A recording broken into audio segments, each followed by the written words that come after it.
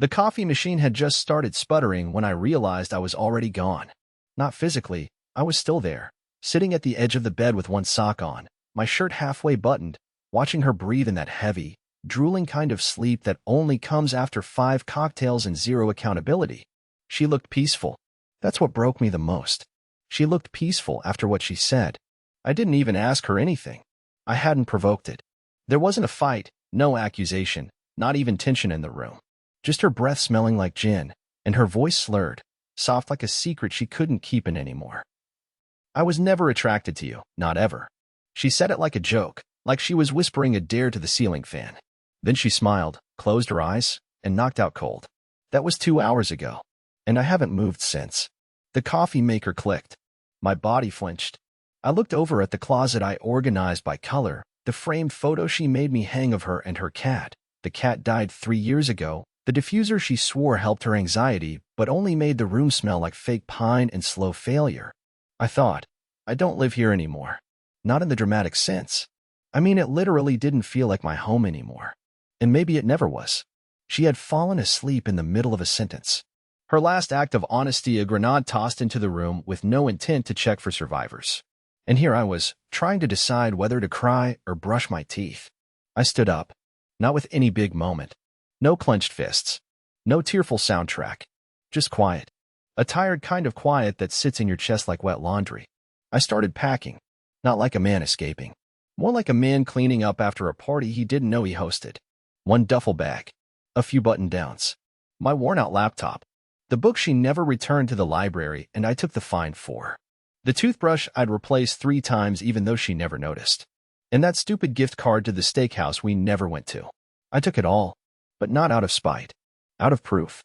That I had been here. That I existed in this space where she never saw me. I left no note. No call. No text. No goodbye. By the time the coffee stopped brewing, I was gone. And that should be the end of the story. But it wasn't.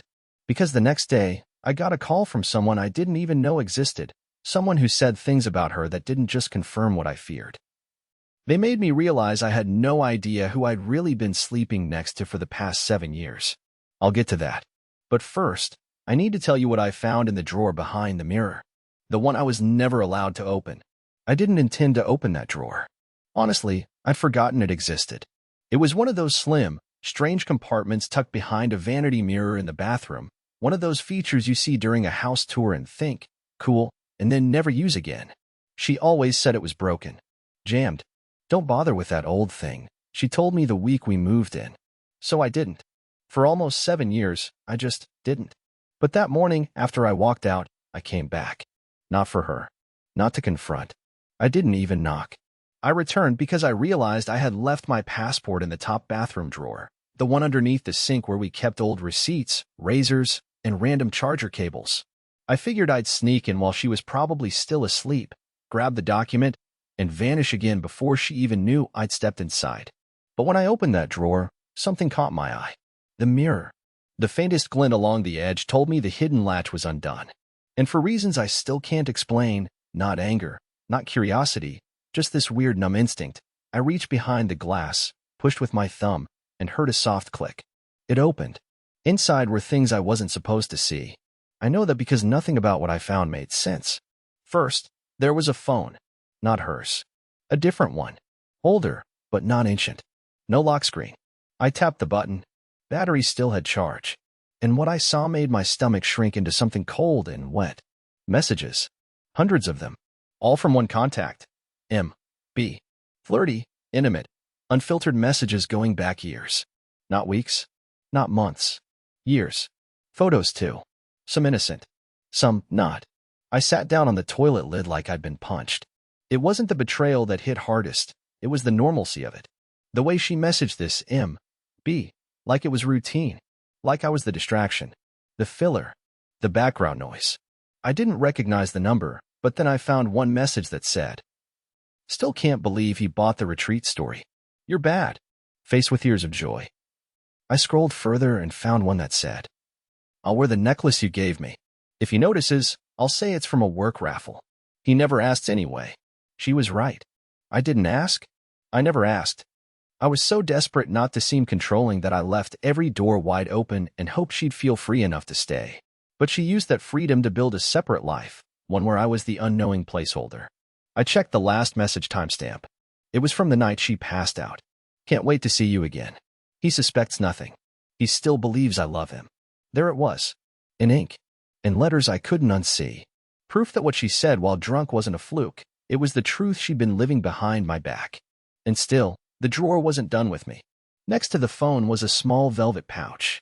Inside it, another ring. A man's ring. It wasn't mine. It was thick, heavy, engraved on the inside, to him, yours always. I must have sat there for an hour, just holding it, feeling the weight, wondering how many nights she looked me in the eye while this was in the same room. I didn't take the ring. I didn't even take the phone. I put them both back and closed the drawer. Slowly, quietly, like if I did it softly enough, it might all undo itself. I grabbed my passport and left again. This time for real. But the story doesn't end there. Because that night, I got a call from an unknown number. When I answered, the man on the other end said, "You don't know me, but I know Blythe, and I think we need to talk." I froze, because his voice sounded broken. He introduced himself only as Mason. Just that. No last name. No small talk. His voice was hoarse, like someone who hadn't slept in days, or maybe someone trying too hard not to scream. At first, I thought it was a scam, a prank, some weird side effect of my unraveling brain. But then he said her name, Blythe, and my heart tripped over itself. "I know this is out of nowhere," he said, "but I think we were both lied to." I didn't respond. I couldn't. I stood frozen in the middle of a gas station parking lot off Route 17, holding my phone in one hand and a granola bar in the other like some kind of stunned idiot. "I've been involved with Blythe for a while," he continued. "She told me she was divorced, that she'd been living alone, that her ex-husband was out of the picture." I didn't even correct him. I just whispered, "I'm not her ex." He paused, then let out the kind of laugh that sounds like someone finally snapping. "Of course you're not. Of course not. I should have known. All the secrecy. The vanishing acts. The way she never let me come over. I thought I was the only one." "You weren't," I said. "Trust me, you weren't." We sat in silence for a few seconds, both of us realizing how deep into this web we'd fallen. I hadn't even considered the idea that she might have lied to him too. That maybe I wasn't the only fool spinning my wheels in her orbit. That maybe, in her mind, we were both just placeholders. Mason said he found my number because he finally dug through her texts. She had left her other phone in his glove box by mistake. "I opened it out of instinct," he said. "Like something told me I wouldn't like what I'd find. And then I saw your name on a hotel booking confirmation she sent herself. It said, for Ellery. That's how I found you." He asked to meet in person. Said he didn't want to do this over the phone. Said it felt too big. I was hesitant. Everything in me screamed to just bury it and move on. But something darker, something hollow and tired, told me I needed to know just how deep the damage went. So we met. At a cafe halfway between my motel and wherever he lived. It was beige, with fake plants and laminated menus, and neither of us ordered anything. We just sat in the corner booth, facing each other like men who'd come to compare war wounds they didn't know they shared. Mason looked nothing like what I imagined. He wasn't flashy or smug or even confident. He looked broken, like someone who had loved a ghost and only now realized it. "She told me she was a widow," he said, voice shaking. "That her husband died in a boating accident 5 years ago. That she couldn't talk about it without falling apart." I blinked at him. "I've never even been on a boat," I said flatly. He laughed again, but this time it was bitter, sharp. "You see? Everything was a lie. Everything." Then he pulled something out of his coat pocket and slid it across the table. It was a small notebook. Soft leather cover. Worn edges. Her initials on the front. She left this once. I shouldn't have kept it. But I did. I thought it might help me understand her. I didn't want to open it. But I did. Inside were pages of names, dates, cities. It was like reading a travel itinerary for a life I didn't know existed. Chicago. Seattle. Phoenix. Austin. Next to each city, initials. Then a phrase or keyword. Some of them had hearts drawn beside them. Others were crossed out. Some had dollar amounts. One just said tiresome. I found my own name halfway through. Ellery, quiet, simple, safe. Might last. Might last. Not love, not husband, not home. Just might last. I put the notebook down. My hands were shaking.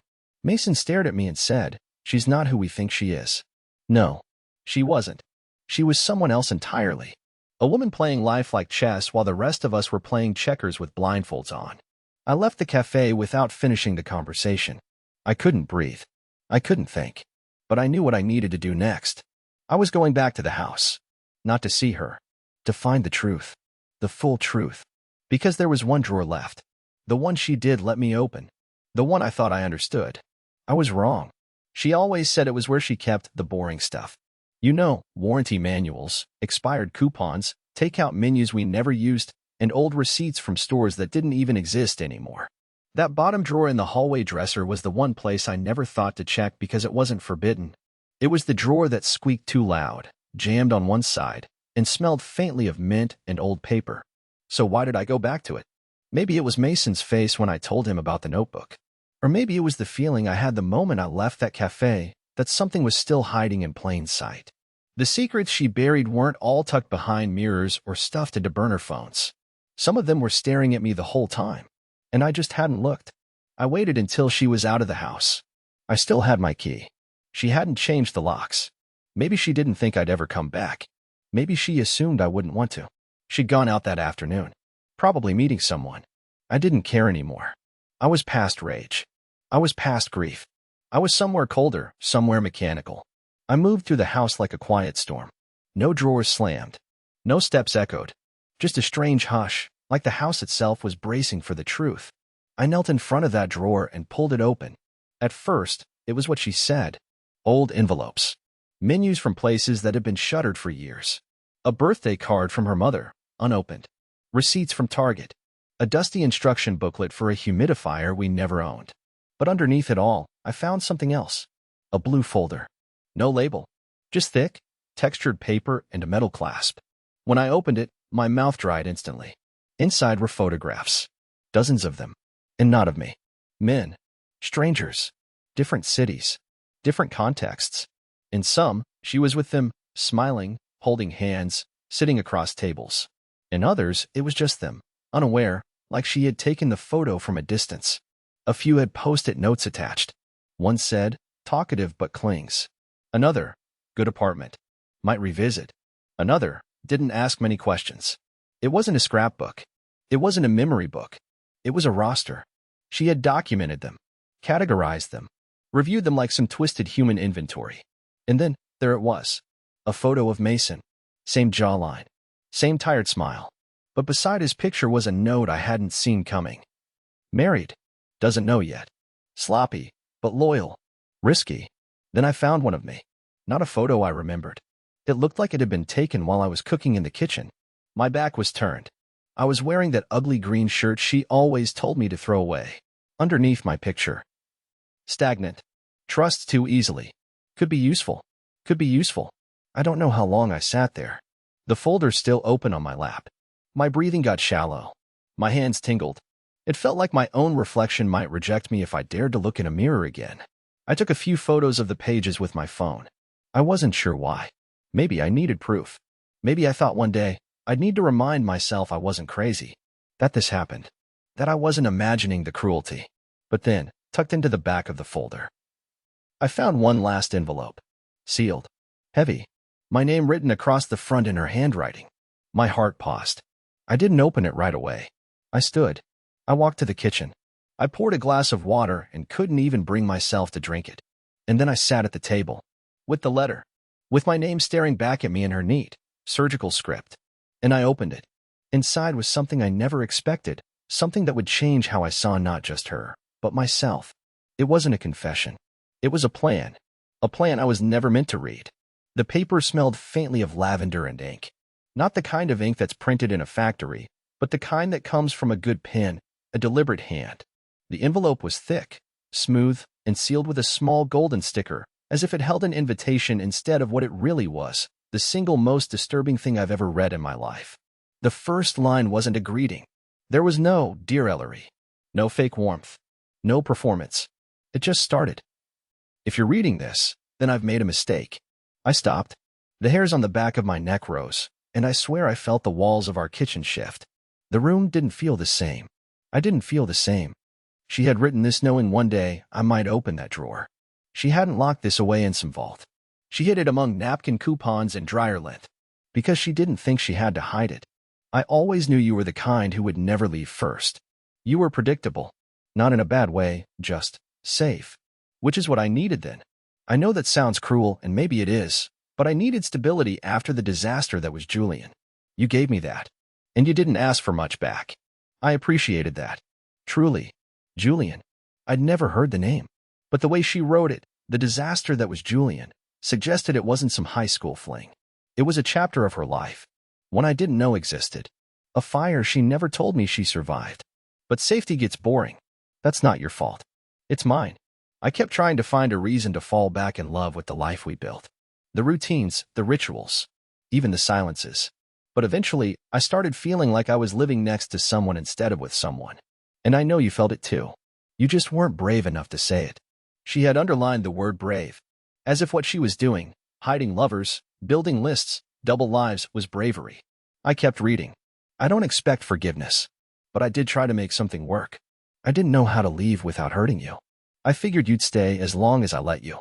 And maybe that was the cruelest part. I used your loyalty as insulation. It was clinical. Like reading an autopsy report of my own heart. There are accounts in my name. Things you don't know about. Assets. Side investments. They were meant to secure a future. Maybe mine. Maybe ours. I hadn't decided yet. I was waiting to see who I wanted to be in 5 years. What kind of person writes that? Waiting to see who I wanted to be in 5 years. Like people or identities she tries on and tosses out like seasonal wardrobes. I wanted to stop, but the letter wasn't finished. And my eyes, traitorous as they were, kept moving line by line. If this is the end, then you're probably gone already. You've always had this quiet kind of exit in you. The kind where people don't realize you've left until the room feels colder. That's your strength, even if you never recognized it. You disappear so well. That line shattered me. She had seen it all along. The way I swallow hurt. The way I fold into the background when I don't know what to say. The way I endure. And she admired it, not for what it was, but because it made her deception easier. And then the last paragraph. The final cut. I didn't love you the way you wanted. Maybe not at all. But I didn't hate you. I just used you. And for a time, that was enough for both of us.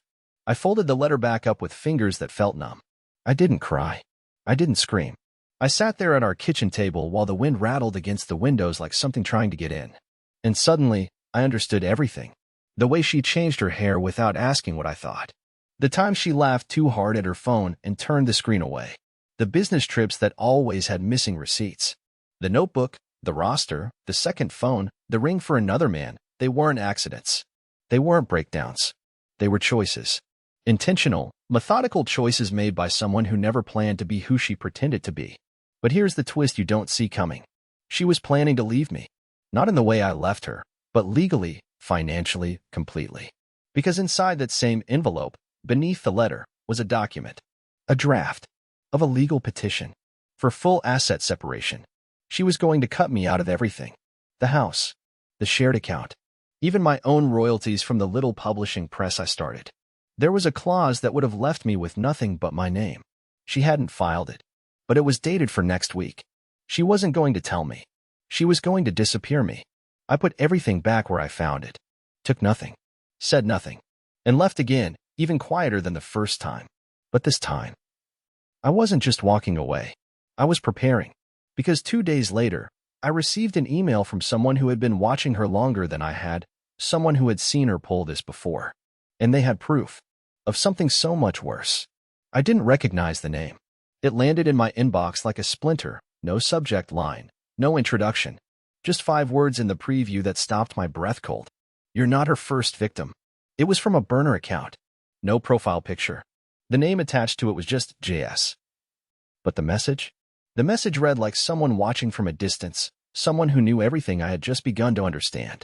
I sat on the edge of the motel bed, still dressed from the day before, the room spinning like it was water circling a drain. The letter, the folder, the men, all of it was enough. More than enough. But this was something else. Something premeditated. I opened the email. Ellery. I know who you are. I knew you existed before you knew me. I've been watching Blythe's moves for the past 3 years. I've tracked every pattern, every relocation, every name change. I know it's hard to believe, but I promise you this isn't paranoia, it's history. Yours is just the latest chapter. She doesn't just cheat. She erases. If you still have access to her computer, go to the folder named Projects, Archive, 2019. Open the file titled Sundown. It's encrypted, but the password is 7 miles down. What you find will make everything else look like a warm-up act. JS. My hands were trembling. I didn't want to believe it. Didn't want to go back into that house again. But the way the letter ended, the phrase she erases made my skin crawl. Because I hadn't been able to find my own journals. I'd been keeping one since 2015. Gone. The backup files from my press, my poetry manuscripts, gone from the cloud. Even my old photos with her, missing from my drive, my phone, my email. I hadn't realized it until then. She hadn't just lied to me. She'd been slowly cutting me out of my own narrative. And someone out there knew. I waited until late evening. I watched from the street until the lights went out. Her car wasn't there. That usually meant she was with someone else, spending the night, likely, in someone else's sheets, pretending to be someone new. The thought should have broken me. But I was numb. Numb and focused. I still had my key. I stepped in through the side door like a thief in my own life. The house smelled different, like expensive cologne and citrus candles. I went straight to her office. It was always pristine. Everything labeled. Bookshelves alphabetized. Pins lined up with eerie symmetry. Her laptop was exactly where it always sat, centered on the desk like a trophy. I powered it up. Password? Still the same. The name of her childhood dog. She used it for everything, no matter how many times I told her it wasn't secure. The folder structure was exactly how JS described it. Projects, archive greater than 2019.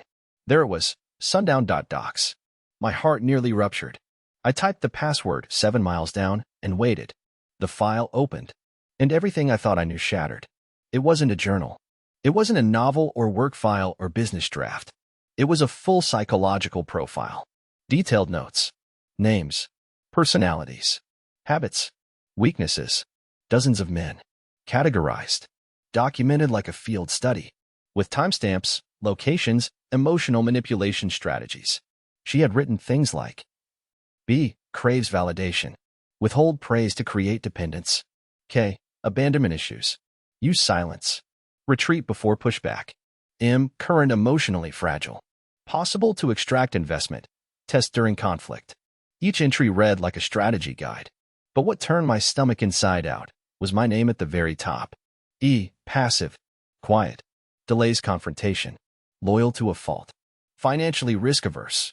Strategy. Build trust through physicality and shared routines. Prepare phase out gradually, erase presence over time. Control narrative. Erase presence. Control narrative. I stared at those words for what felt like hours. She had been dismantling me piece by piece.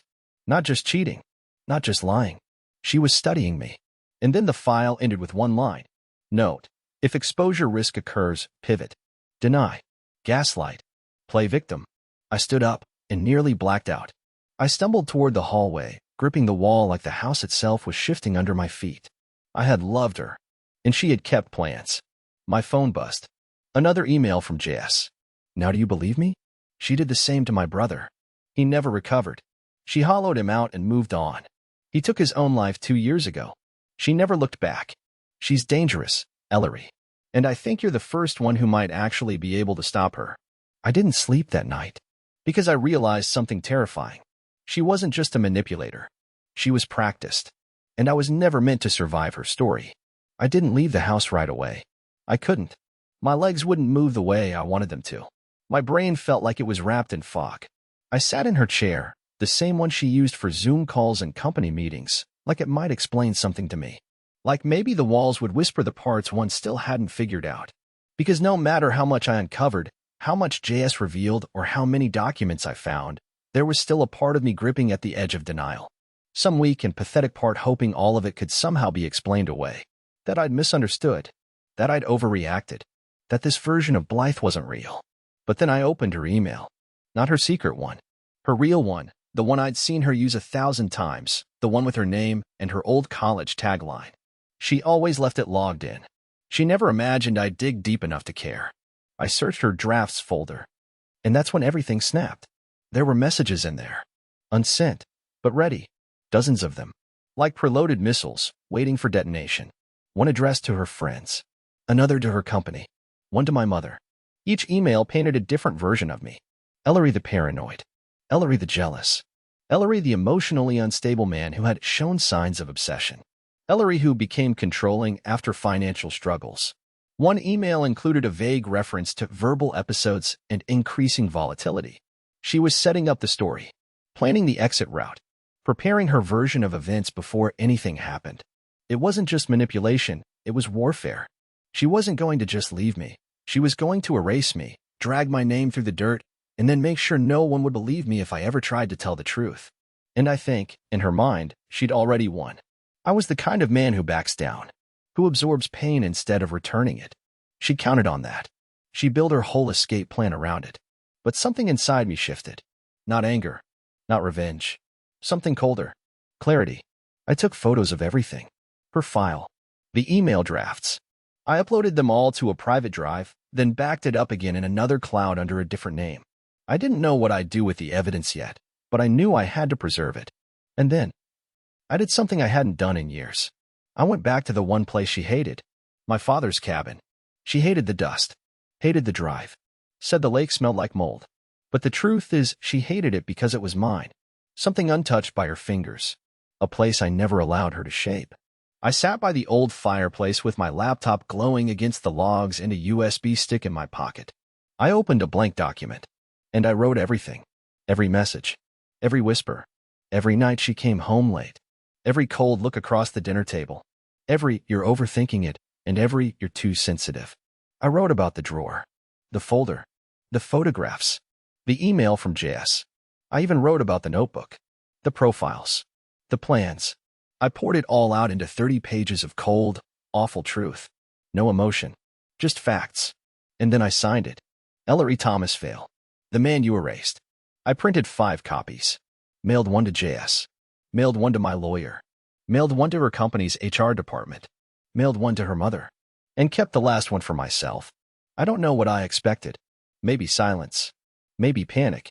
Maybe she'd disappear again like smoke. But what I got was a phone call. Not from Blythe. From a number I didn't recognize. And when I answered, a woman's voice came through, quiet and urgent. Ellery, my name is Paige. I was Blythe's roommate in college. I don't know what's going on, but I got something in the mail today. And you need to hear what she did to me before you send that file to anyone else. My chest tightened. What do you mean? She ruined me, Paige whispered. She destroyed my life. And if you don't know what she's capable of, she'll do the same to you. I said nothing. I just listened. And what Paige told me next made me realize. I still didn't know half of what Blythe had done, but I was about to find out. I met Paige at a cafe 2 towns over. She was already there when I arrived, sitting at a corner table, sunglasses tucked into her collar, fingers wrapped tightly around a cup that had long gone cold. She looked at me like someone who'd been watching a house burn for years, only now seeing someone else stumble out from the smoke. I read what you wrote, she said, skipping pleasantries. It felt like déjà vu, like watching my own nightmare play out all over again. She slid a thin folder across the table toward me. Inside were clippings, printed screenshots, even an old restraining order against Blythe. I skimmed it slowly, heart rate quickening with each page. Financial abuse, identity manipulation, emotional cruelty, even a police report, never pursued, filed when Blythe used Paige's name to open a line of credit and vanished before the debt collectors came knocking. She moves like a fog, Paige said. She learns your rhythm, your weakness, then uses your own life against you. You don't see it until she's already gone. And by then, you're left standing in an empty room wondering if you imagined everything. I believed her, because I'd lived it.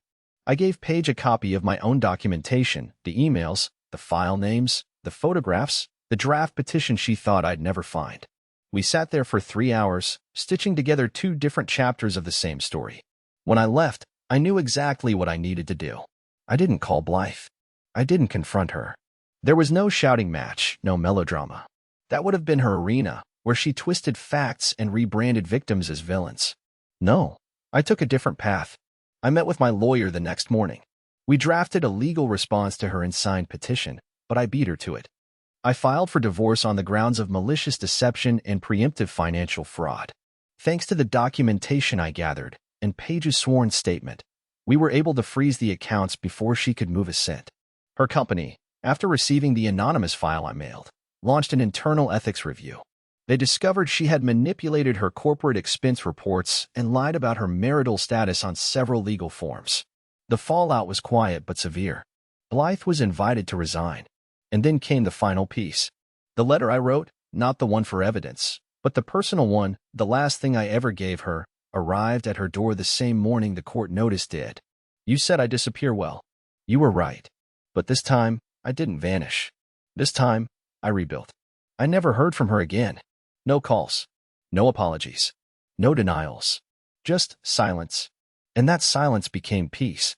It's been nearly a year since that night, since the drawer, the envelope, the photo, the call. I've moved to a smaller place, closer to the lake, near the cabin I used to avoid.